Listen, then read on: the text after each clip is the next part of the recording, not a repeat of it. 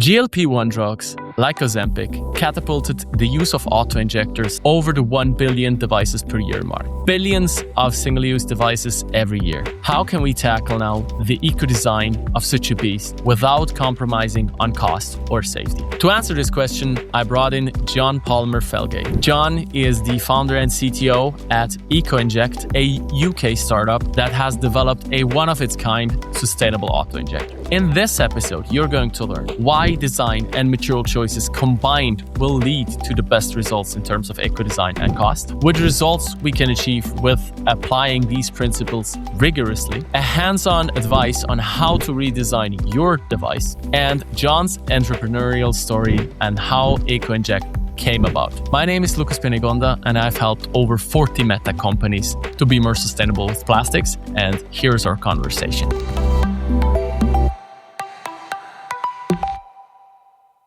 So, hi, John, and welcome to the podcast. Hi, Lucas. Great to be here. Yes. So, John, introduce yourself, please. And you're a founder and CTO of Eco-Inject. Please tell us what Eco-Inject does and why your auto-injector is so special. Yeah, sure. So my name's John Palmer-Felgate. So, as you say, I'm the founder of Eco-Inject. My passion has been for elegant medical devices, been developing products for about 30 years, small plastic mechanisms, pretty much within drug delivery and diagnostics. And my kind of vision and really my direction for all those products has been to try and make them as elegant as possible. And therefore, the downstream effects of that is fewer components, simpler assembly, etc. And feeling the responsibility, really, having built and designed so many devices that actually there's a lot of waste plastic. Most of these products are single use, and therefore, saw the opportunity within the auto-injector world to do something better, and took on that challenge. Okay. Yeah, I mean, the auto-injectors, they have been catapulted in the last 5 years by GLP-1 technology. So something like Ozempic weight loss drugs. And they're now used, I think it was like over 1 billion a year. Auto-injectors are used and mostly single use. So first of all, what you could maybe describe, because you probably also did some, studies on what the customers actually prefer. What I've heard multiple times by now is that customers prefer single-use devices. So is that true that customers actually prefer the single-use devices? Yeah, so I think it is dependent on the regime, the drug product, the viscosity and the delivered volume, etc. But I think evolution tells its own story in the terms of the initial delivery systems for pre-filled syringes were user assembled products where they put a pre-filled syringe inside, they would prime the device by hand, they would then put it together, activate it on the skin, and then take the device apart and dispose of the syringe. And that evolution has then went towards three-step devices where the whole product was then disposed of, and then now onto two-step devices. And therefore, I believe that the users have directed that kind of evolution of the product. They want something that's easy to use. They don't want to remember where they left, bits and pieces of a reusable device. It's that complexity that people want to, reduce from their lives. Many patients have limited dexterity, etc. So my mission really was to work with what's already come about in terms of two-step auto-injectors, and therefore give people what they want. And I think there's a good analogy between, does a train or a bus get to your destination? Yes, probably, depending on whether you're in England or Switzerland. But getting in a car is just a lot more convenient. It's a lot less stress, a lot less hassle, but it's not sustainable. And therefore, if we can get the best of both worlds, we're not asking somebody to do anything more with their routine, but we can produce both a low cost and a more sustainable solution from it. So, we're not asking users to change. We're not asking pharma companies to change in the way that they issue the devices and having to issue a cartridge versus a reusable device. So, in short, I think there is markets for both, but primarily the single-use market is something that has sailed its own course. It's been driven by the users. Yeah. Okay. And the first time we met is like in Pharma Pack, and you gave, or I think it was like your VP of Sales gave your like 5-minute TED talk in front of a lot of pharma companies, but also your competitors. And then like what happened is that the big flock of your competitors went to your booth and tried to figure out what you did. So I'm very, very aware that you don't want to give away all your secrets, but coming to this actual design of the Eco-Inject is like, what kind of principles did you apply, and what were the results that you could achieve with this? So what makes your injector different? Yeah. So I think a lot of this comes from my sort of background, being in industrial design, and therefore the multidisciplinary side of engineering. So knowing and having an appreciation for a user perspective and ergonomics, usability, all the way through to the end sort of stages of production and your final packaging, etc. And being able to put all of that in and wrapping all of that into a solution from all those different disciplines to get to a better product. And by that, I mean being able to know what are more sustainable plastics out there. What are their strengths and weaknesses in terms of cost, in terms of availability, in terms of medical grade suitability for loadings, etc. Then being able to think out of the box and say, does this actually work with a current mechanism? Can we just swap this out? The answer inevitably is no, because the plastics are typically lower grade plastic. They don't have the strength and the lubricity that some of these high-end performance polymers do. They're classically used in autoinjectors. So it's like, well, actually, can I apply my mechanical experiences to working out, well, how do we make those loads not go through the plastic components? And therefore, from a creep perspective and a friction perspective, you're not putting that into the plastic parts. So, really, I think the whole way that I've managed to achieve it within Eco-Inject is to see the problem as a whole and to understand, in the case of auto-injectors, what are the current best-in-class products? How do they work? How do we then engineer something that works in exactly the same way whilst being entirely different from an architecture perspective and the internal workings of the product? And then you have the same thing of, you've got IP, you've got the assembly line systems out there, you've got the pharma companies you don't want to change in terms of the current look and feel of a product. And it is just working out from that point, where do we then go with reducing materials even further, doing 100% bio-based and genuinely bio-based biogenic plastics. How do we then assemble that in a simple way that's quicker and more efficient? And speaking with old colleagues, they go, well, it's been done, John. Well, why are you wasting your time? Why are you wasting your time on that?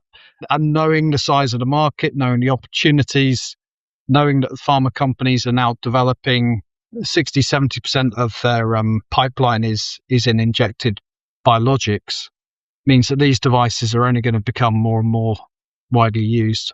And the original devices were never designed for that volume of assembly production, with that amount of plastic or sheer amount of plastic just going into incineration. Yeah. So a few takeaways from what you just said, and then like maybe a follow-up question to that. So what I'm reading out of this is like, first of all, you saw the opportunity in terms of business, because this just the auto-injectors have a huge market potential.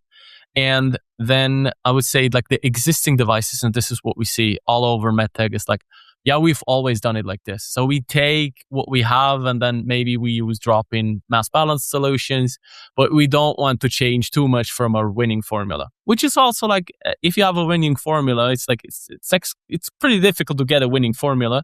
So you don't want to deviate too much. And then what I read out of this is like, okay, of course, use of the materials, but use of the materials plus the design. And this is what I always teach. It's like, design and material and process. This is going to be the winning formula. Not just the material change is not going to give you the results that you want, because you want CO2 reductions, but you don't want the price increase. If you just swap out a sustainable material, currently they're more expensive, you're going to increase the price of the device, which is not going to work. And then you said, I just design more elegant devices, which is a very nice way of putting it. Usability, component count, processing, device design plus material, that is going to be the winning formula here. And then maybe as a follow-up, it's like, what kind of results did you achieve? Because I always say, okay, like patient benefit, then the cost, and then the sustainability, the ecology. And all of them have to be like at least neutral or a win in order to make a winning formula of a device. So what kind of results could you achieve in these three areas? Yeah, so in terms of what we've managed to achieve with the architecture of Eco-Inject, there's a significant reduction in the amount of plastic used in the first place. So before we even start looking at using biomaterials, it's reducing the materials that we used in the first place. So in the platform device, it uses a 1 or 2.25 ml PFS. We've been able to make that smaller, lighter, less plastic than even the simplest 1 ml device on the market. We've then been able to make the parts within there. So we only have 5 plastic moldings, all which are very simple and straightforward. And that's the key. If you've got few components, but they're hugely complex, you can't do multi-cavitation of those parts because they have actions coming from all over the place. They're efficient, small number of parts, small mass of plastic going in the first place, and then engineered to actually take those biopolymers and actually use them in an efficient way. So rather than having a massive cap, for example, that's got a lot of area in there for the grip surface and everything else. It's a very simple cap. The same for the shell. That's designed to fit the 1 ml and the 2.25 ml PFS. So there's no change from that perspective. So that then has a knock-on effect of the cost of goods because you're investing in less capex. You've got a more efficient production line, and therefore in a quarter of the space of a current line, we can produce just as many products. So that straight away has an impact on both the initial capital involved in getting factories set up, the timing of getting that factory set up, the end unit price, because you're running at greater efficiency. And from a financial perspective, just that on its own makes complete sense and is a complete game changer in terms of cost of goods. And then on top of that, we put in our 100% bio-based polymer into the mix, and then come up with a product that's both cheaper and fully biogenic polymers in there. So in terms of the actual cost of goods, and in terms of we know that we can't go to procurement and pharma and say, look, this is a great, more sustainable product, but you're going to have to pay another $1 per device. We know, and we've seen, I've witnessed that from the pharma side, that simply doesn't work. Pharma are calling out for it. They've wanted it for a long time, but they just haven't had that offering that makes sense from both sides. Yeah. And what you see with this is also like pharma also has their constraints, because it also depends on who's paying for the drug, who's paying for the device. If it's the private patient, or is it a healthcare insurance? Because insurance is going to be, even if you just slightly increase the cost per device, it's a cent per device, 2 cents per device. They're no, we're not doing that. And I have had these cases in the past. So we help medtech companies to do more sustainable consumables. And then we went to one of their big customers, and what had happened there is, we have a 5%, 7% increase in the cost of this. It's nearly fully bio-based, very, very good CO2 footprint. And the procurement guy was there I like it. I really think it's a cool device and we should do it, but my KPIs all say that I should not do it as. But so the procurement has cost goals, and that the person there maybe thinks it's a good idea, we should do it, but there's no incentive to do it. So that's also a difficulty, and therefore you'll have to remove all kinds of friction in order to make also not only your device but also the sales process as smooth and as elegant as possible. Because if you have the same performance and you have the same price and the sustainability is better, it's people will buy it. I'm full-heartedly convinced that this is the case. Yeah. So maybe some insight summary that you just also laid out. Less components means less tooling costs, means it's easier to assemble. And then optimizing the components, that's also a part. Funnily enough, it's it perfectly matches with our framework of how we go about eco design. So less components, then better optimization, and then a nice material selection on top of that. So yeah, what do you think is going to be like the key driver for adoption here? So it's like, is there anything that can stop you at this point? Yeah, I hope not. I think that everybody knows there's lots of challenges to getting any medical device onto the market. The timelines, the ramp up and the scale up. I think in terms of auto-injectors and the maturity of the market now, a lot of pharma companies now have their own in-house combination product teams, and they're getting a lot more focused on that. Whereas 10 years ago, you might go into a pharma company and they find that there's a team of 50 people. There may be 500 people now working on prefilled syringes, combination products, looking after their biologics pipeline. So I think in terms of access for this technology, there's never been an easier time to do that. Whereas before you had a very sort of early kind of understanding of combination products within pharma companies, there wasn't really the pull from the pipeline. There's some big blockbusters for sure, but there wasn't a constant stream. There wasn't a constant and a future pipeline that just says we need more auto-injectors because every single pipeline item needs one. So in terms of getting to market strategy that we have in place now, we're looking to get to clinical ready by October this year with our pilot automation system, our multi-cavity tooling, being DVT ready for testing with drug products and primary container. That's a key sort of strategy for us to show that we're not just on prototype tooling, on manual assembly line.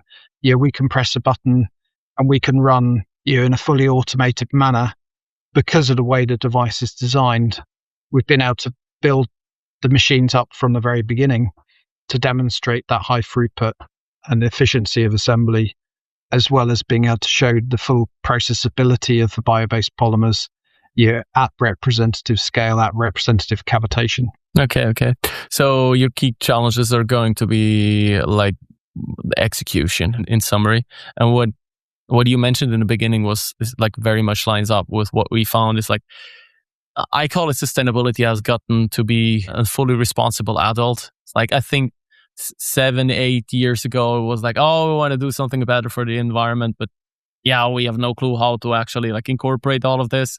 Let's put on some solar panels on a roof and let's switch over to electric cars. But now it's much more, I'd say, sophisticated. And the understanding of sustainability also like shifted, then integrated a little bit. And now I came back to what it actually means, because like sustainability was used and is still used like as a synonym of being more ecological. And this is certainly like the area we're not doing too good at, but we need the economy, we need the patient outcome as well. And you need to understand it as this triple bottom line, and like getting to corporate sustainability, this understanding really is deeply embedded. And therefore, like the most friction points I've seen is cost. It's certainly cost. And on top of that, like patient outcomes. Like you can't take any old mechanical recycled resin and then expect your 128 cavity mold to perform. And on top of that, to have a biocompatibility that's stable enough for like big pharma product. So I think to reiterate on what you were able to achieve, so you're able to have a device that fits with the patient workflow. Secondly, is going to be on par with costs or cheaper, and your environmental footprint is going to be better. Do you have numbers for like all of these three? Yeah, so we're just in the process now of completing our LCA. So we're doing a full analysis of our device with an apples on apples comparison to other market available devices.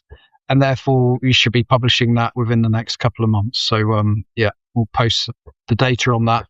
And our intention is to be totally transparent on that data, so you can see exactly how that's worked out.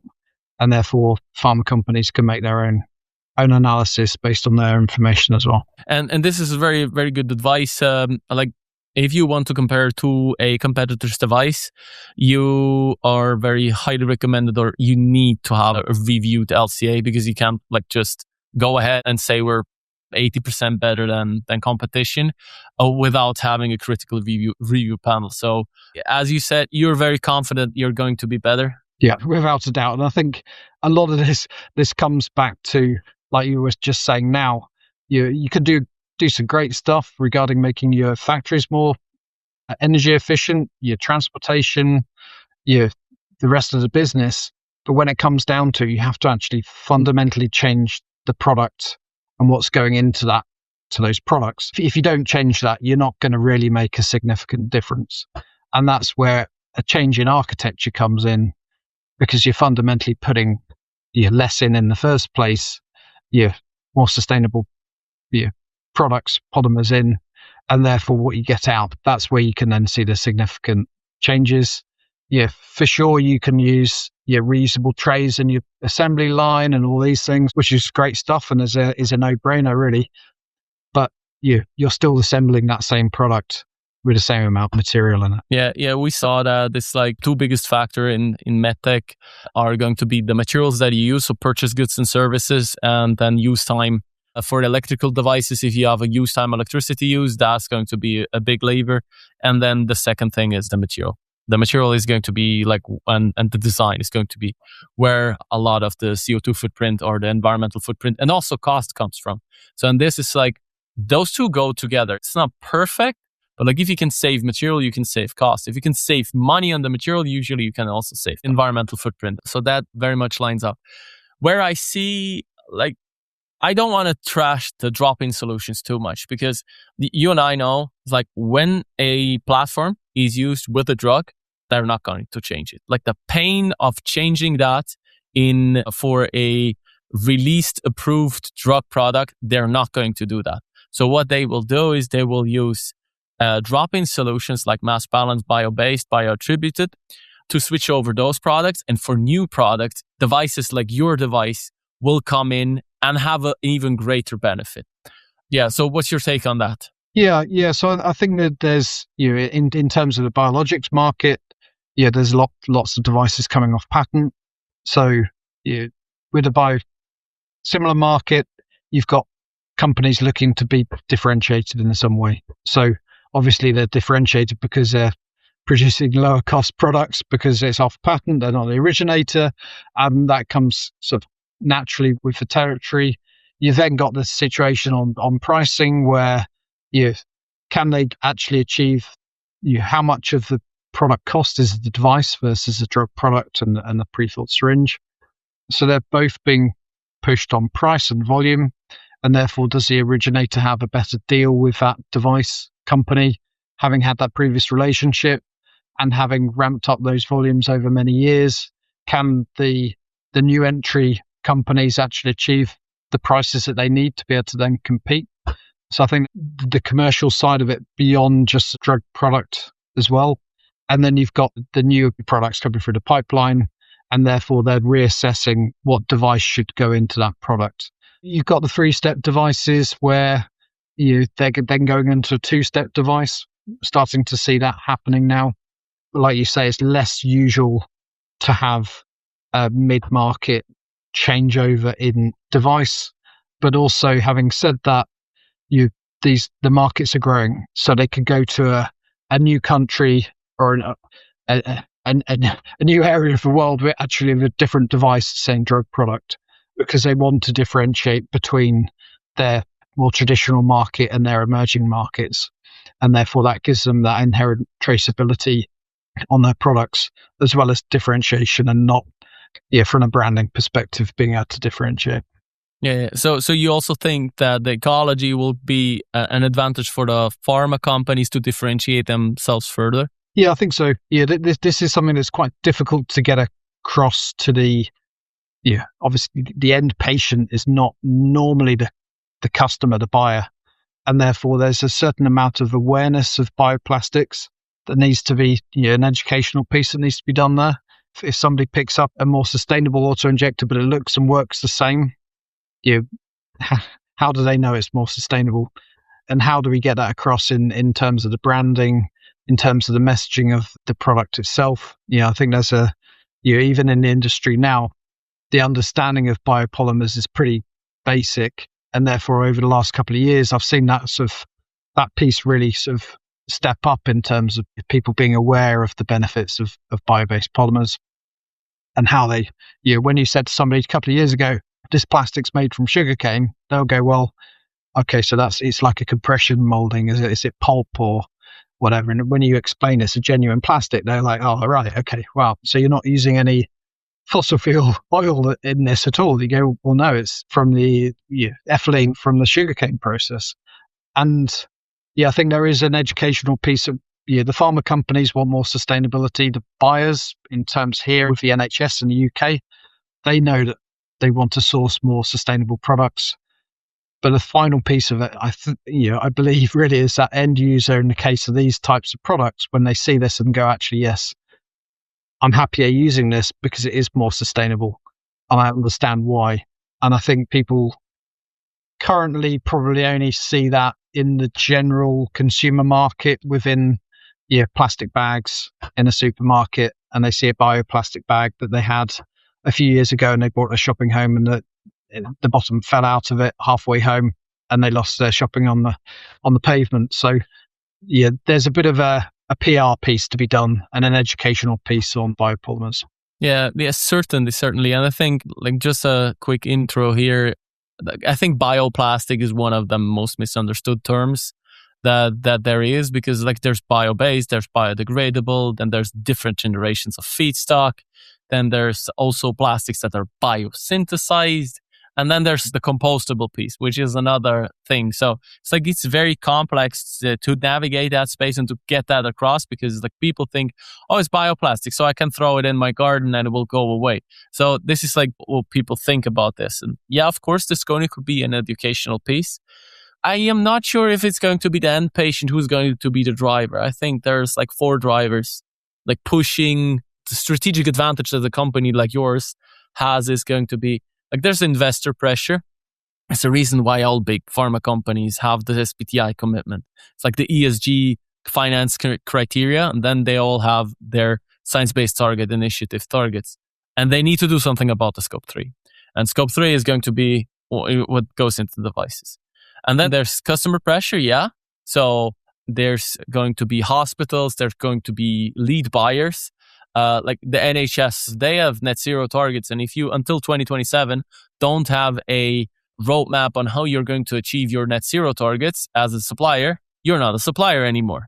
So it's that easy. Very, very, very strong customer pressure from certain regions like the UK, but also Nordics. And then it's like, I think there's a nice little feedback loop there. It's like competitive pressure. So you have now a device on the market. It's like what happened on the pharma pack was like, oh, everybody's trying to figure out how to do it. And make no mistake, they're all like now very motivated to try to beat you. Because it's like, oh, they have something, now I have to do it too. It's like if someone breaks line and you did that as a pioneer, then everybody else has to follow, because the customer now knows, oh, yeah, it's possible. So it actually works. And you still will have like 2-3 years of advantage, because they will still have to develop all of this, because it took you quite some time to do it. And then in the end, for those who will not move, there will be regulations. And in the EU, there's going to be regulations on a lot of this stuff, which will basically mandate what you did. So optimize the product as much as possible, reduce the CO2 footprint, improve the recyclability and all of that stuff. And if you look at that, it's basically inevitable that this has to happen at some point. Like you say, there's the reality is, if there's a better solution on the market, you in the NHS then are assessing that based upon in comparison to other products. Then they know that there's a better solution out there, and that they'll be saying, well, why don't you have your product in that device as well? When there's no competition, it's very difficult for them to judge. And at that point, and as it stands currently, it's either buy the drug or don't buy the drug. As soon as there is that opportunity to make that buying decision based upon sustainability, then the floodgates open for those first movers to actually make the best deals and get into those markets and really make a difference. Yep. Yeah, absolutely agree. It's going to be the early movers who will like reap the spoils of this, I'd say, green transition in healthcare and in medtech overall. I think we're still early. So we're still early, and until now, everybody had the excuse, yeah, but nobody wants to pay more. And basically what you proved is, that doesn't have to be the case. If you have smart design, you can make it cheaper as well. And this is where I think like this is a lighthouse project for auto-injectors. And I think auto-injectors among the like pioneers in medtech. There are others, but what they all have in common is that waste topic. So where a lot of single-use waste is generated, there's like where the customer pressure is the strongest. Yeah, and it is quite a unique challenge. Many people have said, well, can you do the same thing for inhalers? And I've developed many inhalers, but it's quite a different, it's quite a different use model. So they don't have, typically they don't have contamination of blood products on on inhalers. You don't have a sharps aspect to it. For sure they're producing massive volumes, but they then don't go to incineration at the end of their life. So the actual process and selection that you'd make to make a inhaler more sustainable is totally different from a solution for an auto-injector. And therefore the actual challenges in designing a sustainable auto-injector have to bear all of that stuff in mind, through to the incineration, through to all of the risk analysis on all the materials and what happens from a functional logic perspective of the activation of the device. And also then you have the different primary containers and the ability to use different size, 1 ml, 2 ml pre-filled syringes, different fill volumes, and to be able to have that all within one platform device that allows the customers to then have that in their platform portfolio and then to align those up with all their future drug products, rather than choosing just one sustainable option that's very specific for one drug product in their pipeline that's a particular fill volume or viscosity.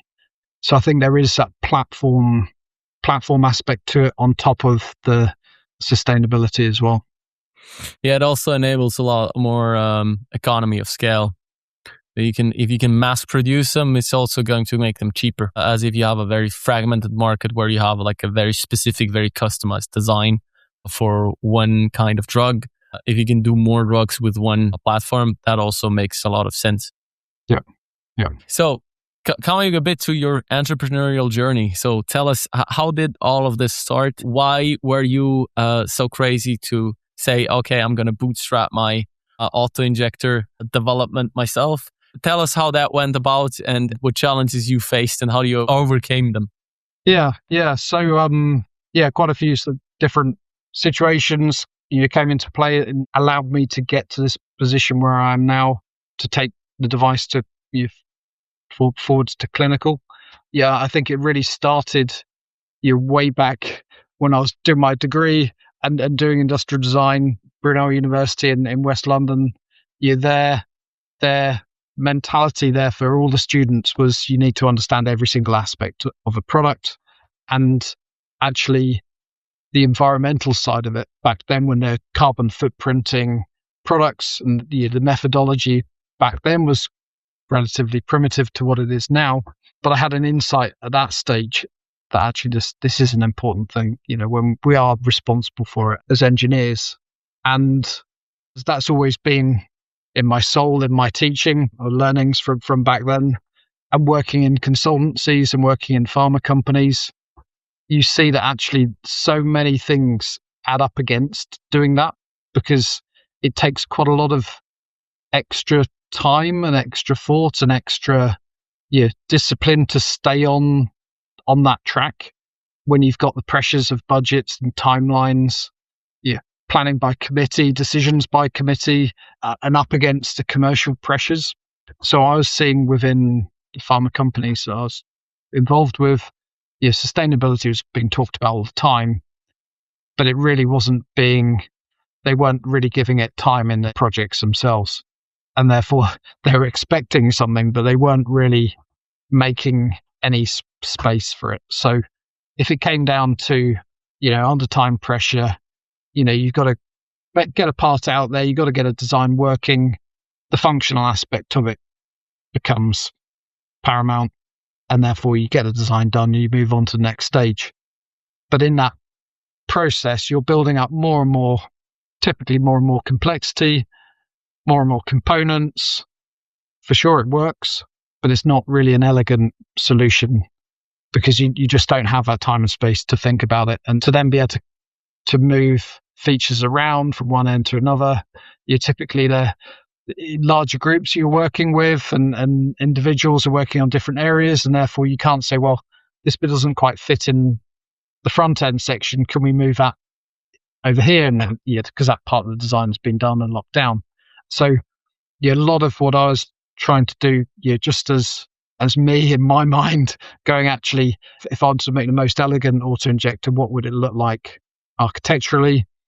And fortunately, I have the CAD skills and have the engineering skills to do that in my home office, quite literally. Yeah, I need to hop in right there, just because what you said, just there's like one big trigger in there for me, because like when I pitch our educational program, because we want to teach all of what you did, like the eco-design framework and the material selection and all of that, and it's like, this is most common objection. It's like, oh, we don't have the time. We don't get the time. And it always reminds me of, like, the caricature where they have like the car with the square wheels and they're trying to push it. It's like, and then someone comes along and says, hey, here we have a round wheel. And it's like, oh, no, we're too busy. We have no time. And it's so funny. It's so funny because you can actually make the devices better. And like, how many times do they run into problems because of, oh, it's compliant, don't change it?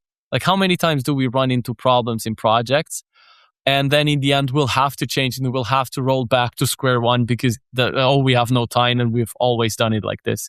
It's so funny. And also, from a project management perspective, everybody wants to run a development project on time. In those early phase, it's very difficult to predict.